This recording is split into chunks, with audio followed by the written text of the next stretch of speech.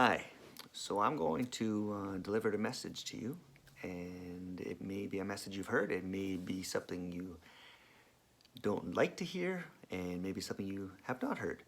But in my belief and in my opinion, there is no such thing as a bad parent, and there's no such thing as a bad kid.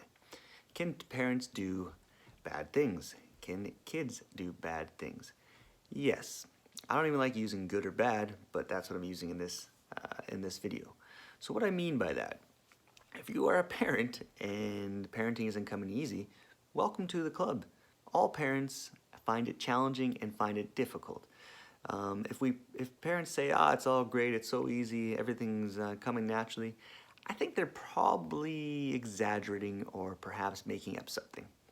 If we sit there and say our kids are perfect, wonderful, never had an issue with them, I believe we're most likely exaggerating something again. So my point is, as a parent, we were all kids at one point, and we remember growing up, and we have made bad choices.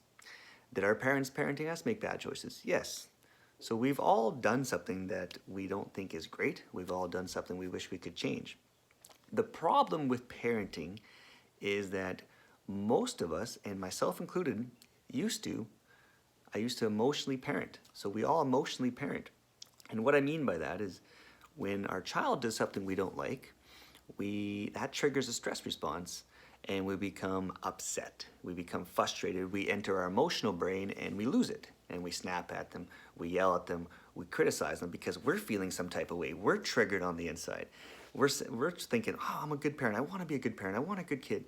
So we get emotionally overwhelmed. What we need to do is parent from our frontal cortex, which is our critical thinking brain. It's the part of the brain where we use when we're in control, where we can make logical decisions, where we can effectively parent. So the strategies that I teach people, the strategies that I have used on many, many children, and when I say children, I mean children that I lived with for years that came to me after living in 10, 12 homes, in and out of jail, couldn't be in school. These strategies work, and I learned from trial and error that I cannot use my emotions. If I yell, they're not listening to me. If I threaten, they're not listening to me. If I'm taking things away, they're not listening to me. So to effectively parent, please realize that you're not a bad parent and your kid is not a bad kid. What you need to do with your kid is hit a giant reset button. You and your kid have to become a team. You have to become a team who want to remove problems and issues together. So there's stuff going on in the home that you don't like, that your kid doesn't like. You need to set it up where you're working together to give your kid privileges, to give them rewards. You want to get along, they want to get along. What's been happening is you guys are both stuck in like a power struggle. You're both stuck in your emotional parts of your brain. So please remember that anything can be changed. Anything can be improved. I know this 100%.